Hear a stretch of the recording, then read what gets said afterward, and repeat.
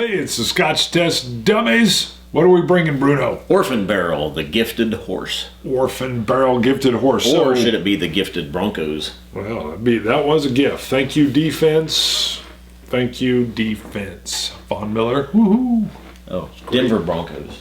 Yes. Well, you just really started going. I just meant Broncos like a horse. Whatever. Although when I first saw Gifted Horse, for some reason it made me think of Godfather. And the horse head? Yeah, the put in there because he liked it. Now talk about the scratch and sniff. When I see the horse head, I think of Animal House. Oh, well there you go.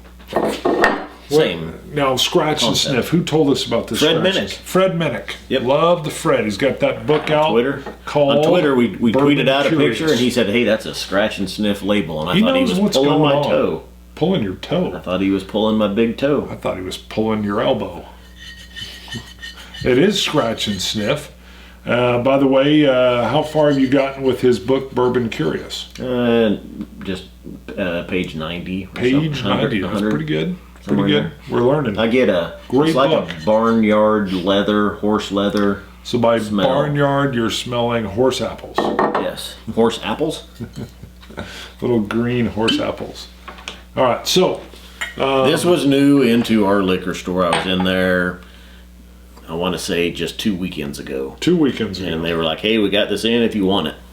I said, "Absolutely." See, and you're good on that. Every once in a while, Coop will tell me, "Hey, we got this in the back," and I'll be like, "What is it?" You're like, "Nah." Is it Scotch? Eh.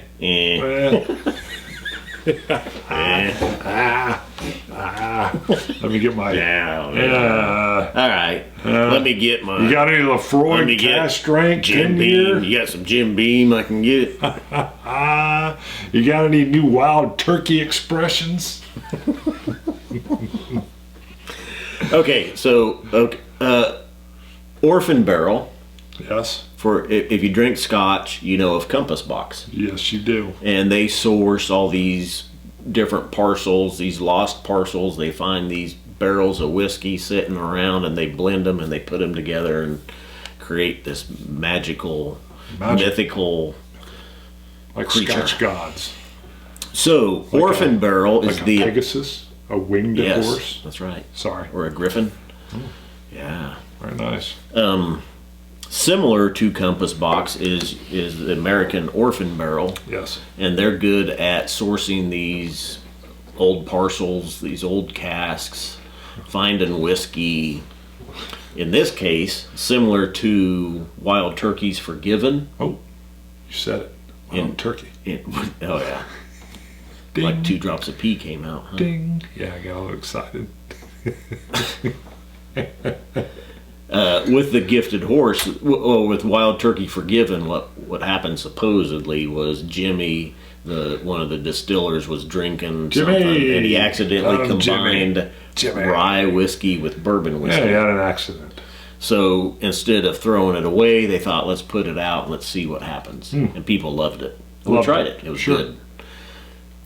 With the gifted horse, what happened was they accidentally combined a 17-year-old Kentucky straight bourbon whiskey. I don't know if you would do anything accidental with a 17-year-old Kentucky bourbon. You'd be like, hey, that's 17 years old. Don't do anything accidental with it. And it's on the label, so it's got to be true. Oh, this is gospel on here. So the 17-year-old Kentucky straight bourbon whiskey was mixed with a 4-year-old corn whiskey and Indiana bourbon whiskey. Ooh, which means MGP. Probably. That would be my guess. Right. Which is a big distiller. Right, huge in Indiana. Yeah, MGP. By the way, they're sourcing they source bullet rye and everything, and now they're having it put on the bottle. It'll say Indiana. Yeah. Now, with this, they do tell you 39% of this is that 17-year-old Kentucky straight bourbon whiskey. Very nice. Good to know. And 61% of it is that 4-year-old corn now whiskey. It sounds like Compass Box. Compass Box can't do that. I know they did it. They got in trouble. Scotch. SWA got them. Yeah. Boom. Can't do it. Somebody turned them in for full disclosure. Yeah, for disclosing everything. They got in trouble. Scotch companies cannot tell you. If they do a blend, they can only tell you what the youngest whiskey is in it. Right. So if they blend a 21-year, a 25-year, and a 35-year, they can only tell you it's a 21 year, and they can't tell you the makeup, the percentage makeup of that. You know what I do like? I think the spirit of it is solid, because what it did is it kept somebody from saying,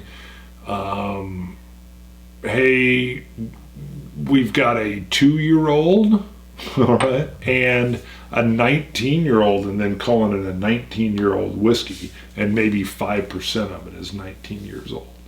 Just throwing numbers out. So the idea was you've got to put your youngest in there, so that way you can't take 1% of a 30-year-old whiskey, Yeah.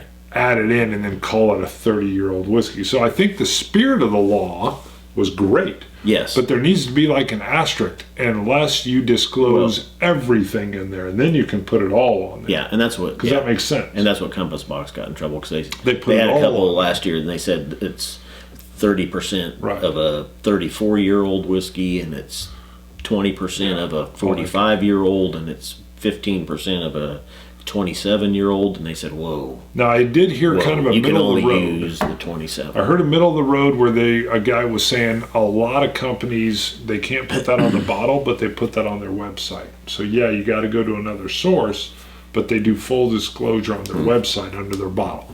Again, if you want to put everything, I think it should be either follow the SWA rule, or part of that rule should be, or everything has to be listed in percentage. You can't leave a thing out. I think that would have been a better decision. But we can talk about that more with the Scotch. Boom. Yeah, how do we get into all that? That's usually what I do. You went down a rabbit hole. Don't look at me like I just I'm opened crazy. the door. You You were doing the whole it comparison was like and everything. boom. Once again, this is Owned it. on the internet. You guys will go back and fact check him, kind of like the Blantons. Hello, you scored it the same as I. Did you No, see I that think guy? what was fact checked. What? You said that whatever bourbon it was the first one you'd scored in the 90s, Ooh. and So he I went got back called and out? you got called out. Damn. I thought it was you getting called. No, Who called me out? I forget which bourbon it was. You gave it a 91, I think, and you said this is That's the my first, first one I've one in the scored 90s. in the 90s. Really? And then he went back and saw the Blantons, so we both Yeah. scored it a 90? Yeah, that's what he was calling out. Wow. Okay, I won't make any wild statements. We've got 165 videos out there. Mm-hmm. God knows I can't remember what happened last week. Ooh. All right, so what All do you right. get? What's your nose? What on we it? did not say, 57%. Yeah. 57.5% ABV, and I will tell you, I love whiskeys at 40 to 45%, Yeah. but this thing, and I have not added any water, is delicious at 57.5%. Wow. Love Yeah. it. You got to watch your sniff as you come in. It'll burn you. You can tell that high ABV's in there.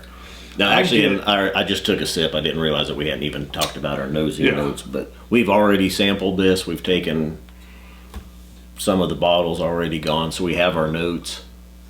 The nose, to me, I'm sorry, you started your nose. No, Go you're ahead. good. I'm trying to be quiet. Usually I talk Yeah. over you. I get a little eucalyptus. I get burnt caramel. Ukulele? I like a ukulele. And then I get like a sweetness, but it's like a sugar water sweetness. So it's real faint. Sugar. Sugar. Give me some sugar. You do that better. You do the quotes. So I get eucalyptus, sugar water, burnt caramel. To me, it's a very rich nose, and your usual bourbon scents are there. Your cinnamon and your vanilla and your oak. But Yeah, it's very full. It's a very full, rich nose. See, I don't get the oak. It is a rich nose. I do get a little cinnamon. That eucalyptus, that kind of floral note surprised me. And I like smelling the burnt caramel. A lot of times I'll get the taste, but not the smell. So, yeah, it is strong. Actually, I'll open my mouth a little bit as I'm nosing it. I love this neat, and I'll probably just add just a touch of water. And usually if I'm drinking something that's cask strength or barrel strength and it's 57%, I'm bringing it down quite a bit. This stuff I don't. I love it neat. And I think that's where the strength in this lies, in the flavor. Once you when I brought this down to 45%, it was a standard average bourbon to me. So you're basically saying maybe you don't like them when they're hitting 40 ABV. You want them strong. Not this one. This one. This is very flavorful. I'll give you that. This thing maintains its deliciousness, I guess you could say, the stronger that you keep it to that 57%. Yeah, I wouldn't disagree. I get a cinnamon spark right off the bat. Boom! It just punches you with that cinnamon spark. That's that high ABV. I get a little bit of, I've got I wrote down Evermint. I don't know if I meant Spearmint and it overcorrected, but I've got, no, I don't know. But yeah, Evermint, eucalyptus. Evermint is kind of that flavor. Effervescent mint? I don't know. It ended up being Everdent mint. And then I get and this is the best part, I get a caramel. I get that slow, easing, trailing off caramel flavor. And there's something else in the background. It's birthday cake. I got birthday cake. What? You did? Yeah. I got the usual bourbons, and according to me, though, it's very delicious. That rich oak. I got the cinnamon, vanilla. It's creamy, just a hint of a rye mash bill in there. Yeah, not very much. Yeah, a bit of rye. Some bourbons don't tell you there's a rye mash bill, and you can really taste it. This one, there's just a hint of it in there. You know what?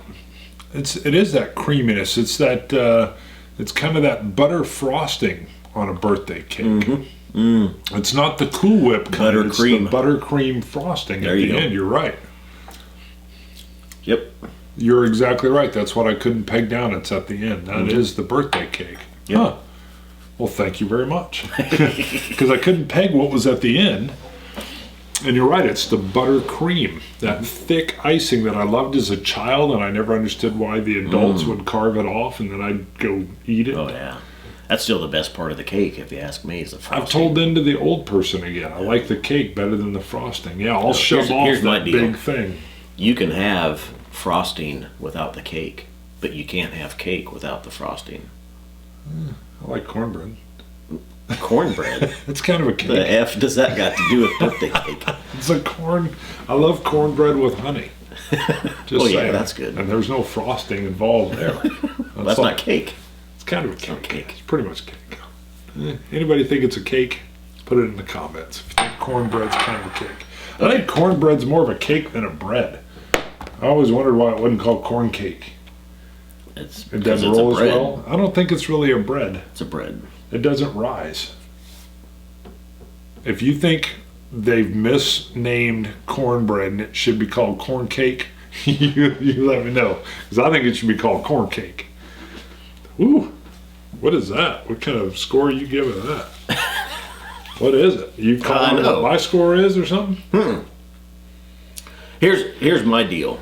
Okay, at cask strength or with just a splash of water, that's the score. And I'm back and forth. I'm like, it's really good. That's okay. It's good. I don't know, 90, 91. Let's go 90. We'll go 90.5. Oh, you're getting into the points. That's a party foul. If you bring it down too much, it's an 86. Ooh. It drops. Don't dilute it. Enjoy it. Cask strength or as close to cask strength as you can with your palate. All right. 89. 89. There's only been 2 other bourbons that have gotten above in the 90s.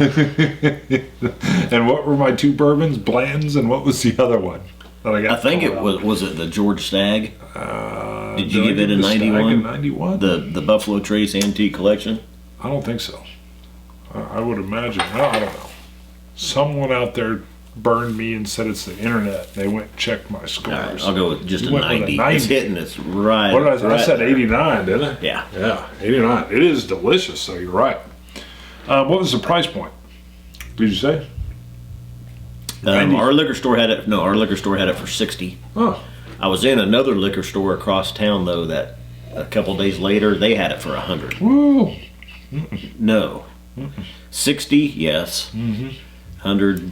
Well, you know though, if you like cask strength, if you like that high ABV, well, I like everything cask strength or barrel select, whatever. You know, and you had to pay 100 for it, maybe it's worth it. 60, I would say definitely.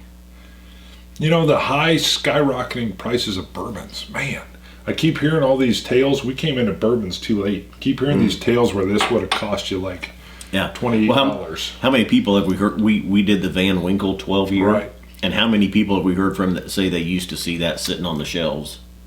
Yeah, just sitting there. Yeah, and it was because back then it was $40 or something, wasn't it? Yeah, even 40. It's 69 now as retail. Then. Yeah, they were like, ew. Yeah. Yeah, and then somebody was telling me back when, forget what it was, but it was saying like the better bourbons were going for $13.99. I know. I was like, dang, when was that? They were like 8 years ago. I was like, shut up. And now they're all 35 to 60. Well, not all. All right. Orphan Barrel, Gifted Horse. Gifted Horse, scratch and sniff. Sticker label. What'd you see? You never said what you smelled. Scratch it and smell it. What'd you get? I told you horse apples. That's not what you said though the other day. Oh, kind of smells like an 89-year-old lady that put on way too much perfume and goes to church. It smells like that sandalwood cologne you wear, actually. I wear Old Spice. It smells a little bit like the old lady that puts on the perfume and her olfactory senses are leaving her, so she puts on even more, and she makes you choke when you meet her in church, and she gives you a hug, and she's wearing a big hat. That's what I'm talking about. Scotch it, you Scotch gods. Cilantro. Dummies.